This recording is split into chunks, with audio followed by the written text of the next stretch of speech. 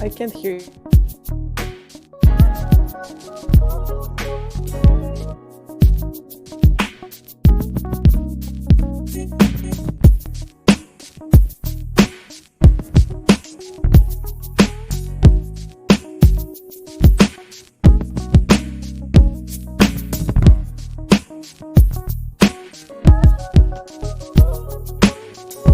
Hey Ringside crew, welcome to the internationally known Dudes at Ringside podcast.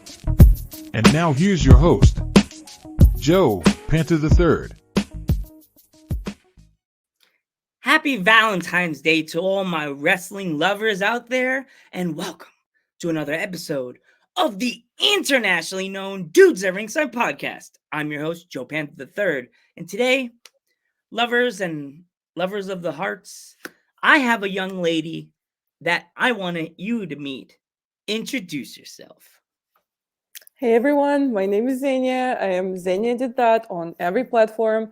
I am a pro wrestling journalist, content creator, inclusion advocate, and also blogger. I do some non-wrestling stuff, but mostly everything that you can imagine that involves wrestling, a microphone, and camera, I do. So, hello, Awesome. happy Valentine's Day. Yeah, welcome. What made you get into this awesome world of professional wrestling?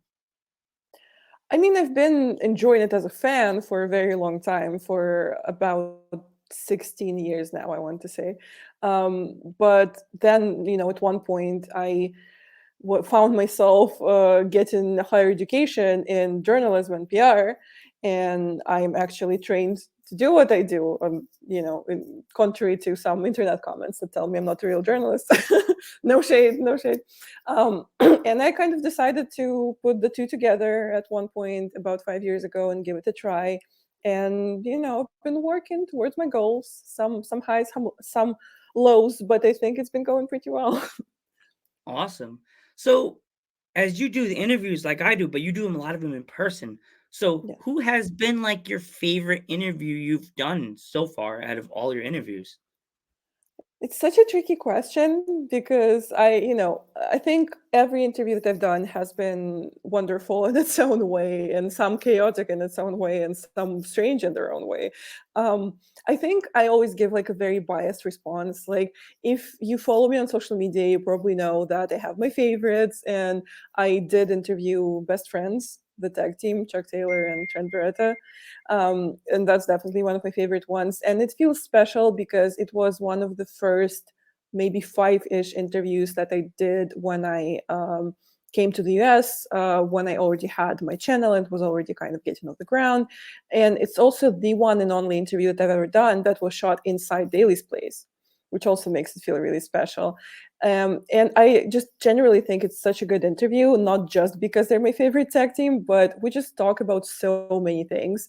One thing I love that happens at interviews is when you stir away from the topic completely and you just talk about such random things, because we talk about deathmatch wrestling, we talk about YouTube, we talk about True Long Island Story and all that. So it's one of my favorites for sure.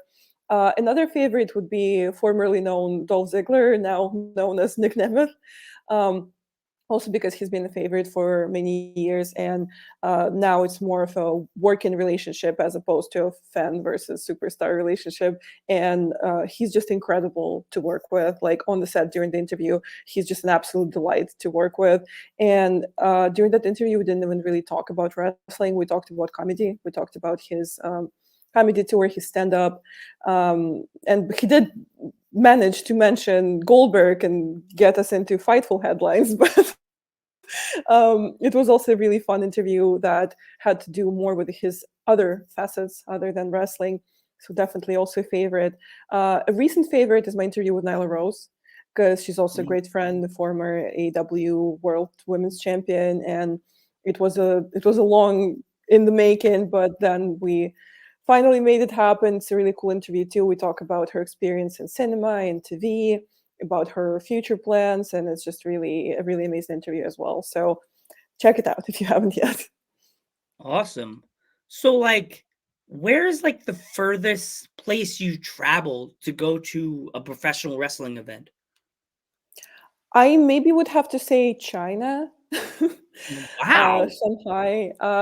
I didn't necessarily travel there for a wrestling event. I was working with a Chinese company at the time, but they had a house show. WWE had a house show there that same weekend, so I simply had to put my Dolph Ziggler shirt on and go.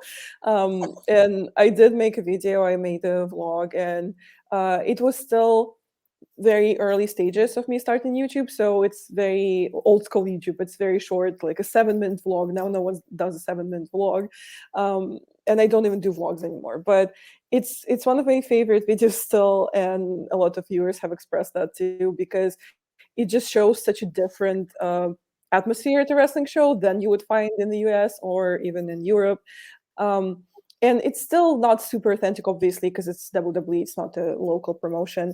But you still get to see how the crowd behaves and how fans are meeting wrestlers, because I did film the meet and greet as well that they had with Braun Strowman and with now, unfortunately, late Bray Wyatt, who's not with us anymore.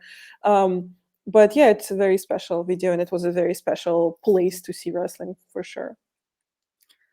So like when you go to your wrestling shows, do you like when you do like the days of your interviews, do you have to like write down your questions and have them on your phone, or do you have them all in your head like some people do?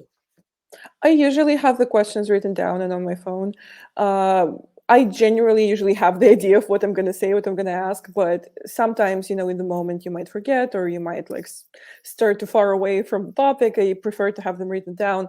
But when it comes to, say, if I'm working closely with the promotion and I do backstage interviews, or I do interviews for social media with the talent of that one promotion on that one show, it would usually be like a bit more of a standardized series of questions. So that is a little like less meticulous to what's written down to me. So I just like put my phone away and I just don't really look at it. But the preparation is always there. It's of course always research, always fact checking, and it's something that I take pride in, and something that I think all journalists should do. And I've gotten compliments from talent saying that, like, "Oh, you did your research. No one's asked me about that." And it's something that's, I'm sure you understand as an interviewer. It's something that's really, really nice to hear from talent you're interviewing. So did you ever think about getting, I know you do like your journalism, but like have you ever thought of getting into the news and being like an actual news like reporter, or like for the news and Uh, stuff like that? Interesting question, because it's funny you ask. Because before I started doing the wrestling thing, I briefly worked for an actual news channel, a non-wrestling thing. Wow. But I was never a reporter. I worked for like the press center.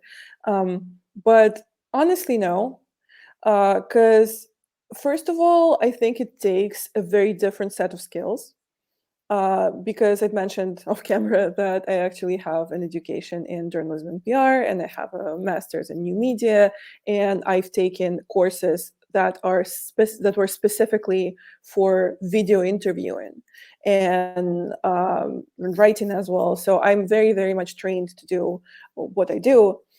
But news journalism is a whole different set of skills, and it's mostly working with connections, it's mostly working with sources, and there's a huge like slab of ethical restrictions. That's also a thing in news journalism, and I think a lot of people do it incredibly well. Like Sean Rossap is a great friend of mine, and I think he's one of the most credible wrestling journalists that we know of right now.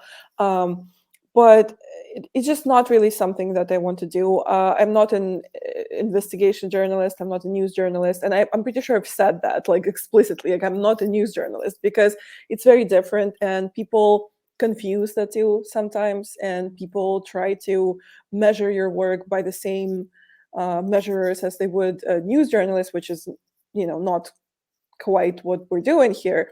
Because of course there's some things that are similar, as in sometimes when you sit down for an interview with someone, you have to prepare them for it, in that if they have some maybe like sketchy like topics or something, you have to be like, hey, my job is to ask. Maybe your job is to not answer, but my job is to ask. But sometimes with journalism that I do, sometimes you have to decide if you're even going to platform that person. Because for news journalism, it's like you have to report the facts and you're not necessarily uh, putting your lens on it.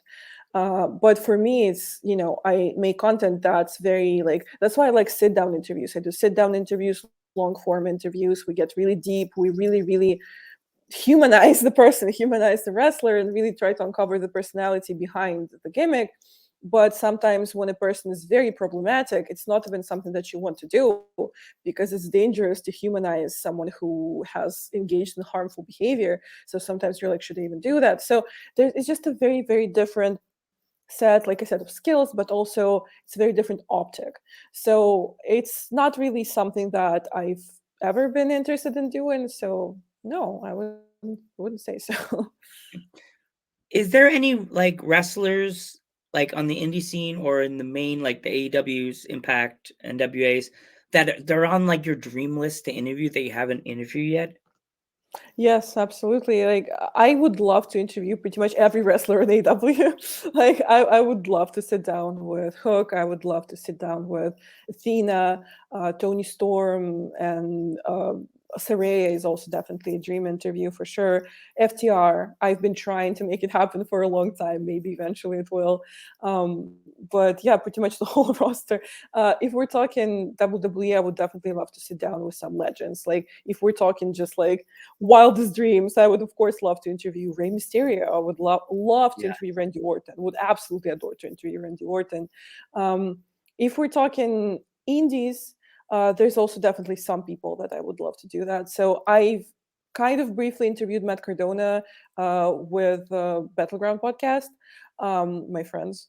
But I would like to do like a sit down proper interview, I'm just, I the way I see it is every wrestler is so unique, and every wrestler has something that I would love to pick their brain about for 30 minutes. Like Mm. with very, very rare um, exceptions, I would absolutely love to talk to any wrestler who brings something to the table, any wrestler who's exciting, has an interesting gimmick, has an interesting moveset. That's why I've done interviews with, huge superstars like Nick Nemeth, but also I've done interviews with local wrestlers here in Spain, or with wrestlers who are training to wrestle in Romania, where there's barely any wrestling in the country at all, because both sides of the spectrum and each section of the spectrum have their own fun to it and their own something, their own feel to it, But yeah, like I said, if we're talking big stars, definitely I would lean AW, and I would say MJF. Would love to interview MJF, Saraya, FTR, Tony Storm, all of them. What Billy about Starr. you? Do you have any Oh my dream gosh. interviewees that you haven't had yet? I love interviewing independent wrestlers, but the one that I want to have back on the podcast, she's doing so many awesome things right now. I'm so proud of her. Is Billy Starks. I would love to have her Oh, come back and pick her absolutely, brain yeah, and talk about what she went from being in the indies to be now on the big stage of AEW and like being seen halfway across the yeah, globe. And she's absolutely. also She's killing it. representing the young wrestlers, and also she's representing. She's on the brand that everybody watched before they were big, like Ring of Honor. Like, Yeah, and I would love to get like Tony Khan, even though everybody thinks I'm a hater, but I would interview Tony Khan. He probably I would would have absolutely interview. crazy Like, topics. you know what? Now that you say it, because you said wrestlers, but if we're talking like one dream interview, Tony Khan, 100%. I think we would have to join it together. I could be the good guy. You could be the bad guy with Tony. And it's interesting that you bring up Billy Starks, because I actually had like a very unfortunate thing happen a couple years ago where I dropped my hard drive No. and I ended up losing 3 whole interviews that they never put out. And unfortunately, those were Billy Starks, Perro, and Cheeseburger. And Oh all man, 3 cheeseburger. That's another were, one. yeah, she's a great friend, amazing wrestler. Yeah, and all 3 were amazing interviews, but unfortunately, sometimes technical difficulties happen. So Yeah. yeah, those didn't see the light, unfortunately. If there's wrestlers that I never got a chance to have on podcasts last few years but finally I'm getting in contact with them and doing my little work, my little reporter magic that I try to do and say the nice right words, and they'll be like, okay, let's work on this day. And I finally had you, and I was so like, I can't explain to you how happy I am to have you finally on the screen with me as I am. Oh, thank you for Like, having me. I'm happy because to be here. you do things like I do, but you sit with them and actually sit and talk to them on, like, be there, and, like, you feel their energy when you ask them a question. I'm Mhm. usually on the screen with them like this, but unless I'm at a wrestling show. So, I live in PA. Would you ever like, if you were ever asked to come to, like, Pennsylvania to see a show like PPW, which definitely you should put on your map to come to Pennsylvania. Hey, Mania weekend. You never Yeah, know. yeah, maybe. I've been to Philadelphia once, Mm, and funny thing. So one of my favorite wrestlers is Buddy Matthews, mm. and he is the whole reason that I ever went to Philadelphia Oh, because he was on a show that I can't remember the name of, but it was like right after he got released by WWE. So he was on that show. He was on that convention. The show was actually at the CW arena. Um, so he was pretty much the reason that I went to Philadelphia. mm. And you mentioned you interviewed an Australian wrestler, and I it got me thinking because I interviewed wrestlers from more than 10 countries for sure, but I don't think I've interviewed anyone from Australia because I filmed like a tiny segment for my vlog with Buddy. So he's Australian. Is what? What? Yeah, No, is he Australian? Is he? He's Australian, right? I think it's a straight. Uh-oh. He's Uh-oh, Australian. Yeah, yeah. controversy. Is Buddy Murphy Australian? No, I think he's Australian, right? I think Yeah. it, yeah, yeah. So, but that doesn't count as an interview. So I don't think I've ever interviewed anyone from Australia.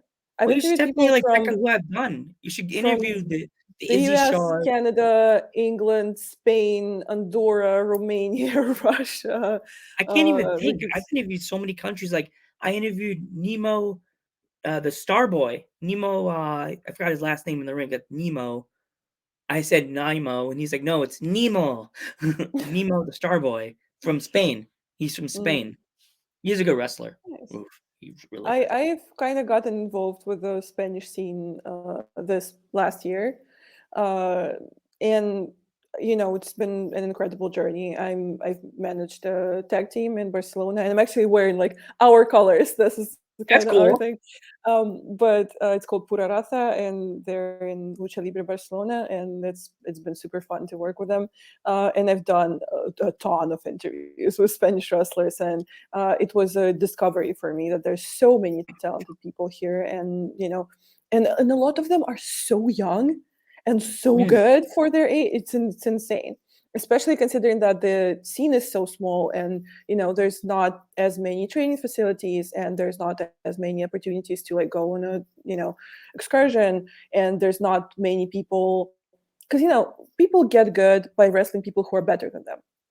So when a scene is small, it's automatically it's less of an opportunity to do that, but it's just incredible for the conditions that they're in and for how young they are, how good they are. So, and it's all on my channel. Everything that's in Spanish is subtitled in English. Everything that's in I English but saw filmed in Spain is subtitled in Spanish. So yeah, check it I out. saw that on And your. I do videos in Spanish as well. I speak I Spanish, was so about to ask that because you yeah. deal with a lot of people that are like Spanish speaking. I hope do you like have to go into the Google translation on your phone, or have you been No, taught like prop no? Do you like I like speak Spanish. Yeah. that's because there's a lot of people that I know that are like wrestling fans that are like they take out the book, they take out that big book, and I'm like, you just learn, like learn. No, I am very much a big book person. I'm a language nerd. English is obviously not my first language, and I'm absolutely fascinated by it. I love it so much. And one thing that I say to people that people don't like to hear when they ask me for advice on how to learn languages, I tell them that. So, okay, one thing that people know and agree with, and also say, is that in order for you to learn the language, you have to have a necessity. You have to have an urgency, and if you don't, it's just probably going to go way slower and harder. But one thing that people don't like to hear is, I think, in order for you to learn a language, you have to love it. And people get mad because people get frustrated because learning language is hard, and they're like, oh, I hate this language, I don't want to do this anymore, but I have to. Not going to work like that. You have to love it, you have to treat it with love. My Spanish is not nearly as good as my English, but I'm working on it, and it's definitely improved this past year for sure, because like I said, I started working with Spanish promotions and interviewing more Spanish talent and Spanish speaking talent.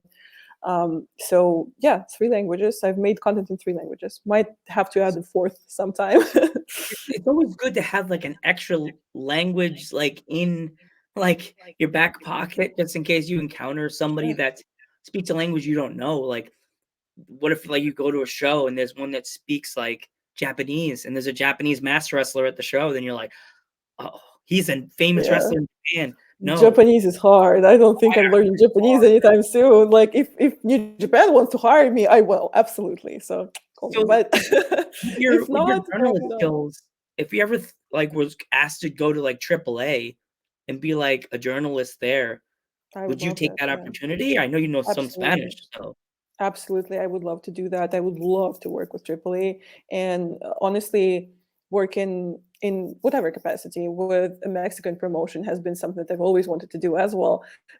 Because I was just about to say, especially in wrestling, speaking Spanish is, well, not a necessity, but it's something that definitely broadens your horizons, because such a big chunk of wrestling history is lucha libre, and the way that they do things is different, and the way that they call moves is different, and the names of the moves are different. And I've had the opportunity to talk to a bunch of Mexican wrestlers at different times. I've not as an interview again, unfortunately, which I would love to do as well, but like brief chats I've had with Bandito, and Commander is a good acquaintance of mine, and I've had an opportunity to briefly talk to Pentagon, who is an absolute icon. Like he's a god in Mexico, and to be able to like speak to him for 5 minutes is is an honor. I would love to interview him, would absolutely love that, but maybe sometime. But just the way that lucha libre exists in Mexico is so deeply rooted in culture, so deeply rooted in the people and their mindset and it's an incredible culture, and I respect it immensely. And it took me a while, because when I was a kid and I started watching American wrestling, I didn't quite get masked wrestlers or luchadors, because when you start watching, most people start with WWE, right? And WWE has not been known for booking luchadors exceptionally well. yeah. Lately, they've improved, I'm sure. But for me, when I was a kid, it was Rey Mysterio, maybe Sin Cara, maybe Unico, but it wasn't showing the full scope of how deep and how profound and how beautiful the culture of lucha is. And I'm so happy that I've been able to talk to some luchadors and get acquainted with it and see lucha shows. By the way, during Mania Week, World on Lucha, booked by Gringo Loco, is like consistently one of the best shows of Ooh, the week okay. of Mania Week. So I immensely respect Lucha Libre, and I would I guess I absolutely have love to to work figure in that Mexican out when I promotion. figure out when I start doing the Mania thoughts with my parents. Yeah, The Panther. you have to. I Like if guess, you're but I at guess Mania, you I guess have to that go would to be the World on funny Lucha. thing. Yeah. So, before we go, if my fans would like to find you anywhere on social media, where can they find you? So it's Xenia did that on all social media, XENIA. It's right here. On Twitter or X, on Instagram. You can also search this up on Pro Wrestling Tees. I have some merch that looks really cool. Doesn't look like a wrestling shirt, just looks like you're cool. I also have Teespring. Search up the same thing, Xenia did that. And my YouTube, of course, is youtube.com/@Xenia did that. Interviews, event coverage, unboxings, analytics, everything that has to do with wrestling and its essence, you can find there. Awesome. Before we go, if there was any kids, young kids, hello everybody, if they wanted to become a journalist or a reporter, interviewer, like what we do, what kind of advice would you give them? If I wanted to be really academic and boring, I would say go get an education, go to school, which is still good advice, and it's still something that I find myself definitely using and implementing in my everyday life, and it's definitely helped me get to a level that I'm at, that I'm actually trained to do that. But it's not an absolute necessity. One thing that I would say that you have to do if you want to do this is go and do it. Don't think about money, don't think about views when you start. Just start doing it. Find a local promotion, find your local wrestlers, offer help, offer to be there, offer to do something, offer to bring more to the table. Not take something from them, but help them.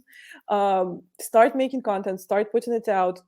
Twitter/X is our everything for wrestling. It's very, it still grows organically. It's very, fast moving, fast paced. So that's good. Definitely have your social media in check. Definitely have a Twitter.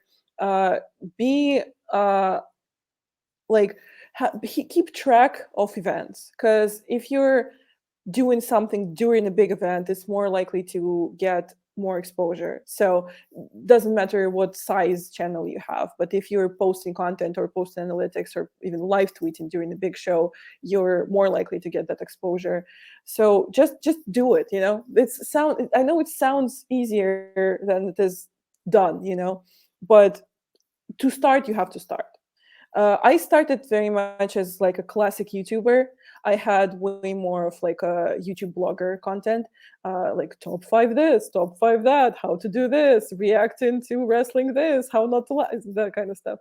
Um, but you just have to start doing it. And sometimes people ask me, people go like, oh, like I want to start YouTube channel, but I don't know what to put on there. I don't know what to do. Or even you see wrestlers go on their social media and go like, oh, I want to start YouTube channel. Tell me what to film. Not the right mindset to have. You have to approach it with something to tell the world. Like you have to be bursting with ideas. Like when I started my channel, I sat down and I wrote down like 20 video ideas, because you want to do it, because you want to share it. You have a thought to share, or you have a specific approach to interviewing to share, or you have a specific idea of what your channel gimmick or idea would be like. That's when you have to start it. When you start the channel, then you have to sit down and be like, what do I do? No. Decide what to do first and then do it. Sounds easy, sounds simple, but isn't actually easy. I want to thank you so much for coming on the podcast. It was such a blast. I would love to work with you again in the future. And if you ever look for someone to talk about my history and of 4 years of being with this podcast and history of me being on YouTube, I'd be honored to come on your show. I'd be honored. Yeah, absolutely. Yeah, let's do something. So thank you so much for having me, and happy Valentine's Day to everyone. Happy Valentine's Day too. Hope you have a lot of fun and eat a lot of chocolate and drink a lot of wine and watch a lot of fun movies. I'll try. I'm Joe Panther III. I'm Xenia did that. And we will catch you in the next one. Have a good day or have a good night, everybody.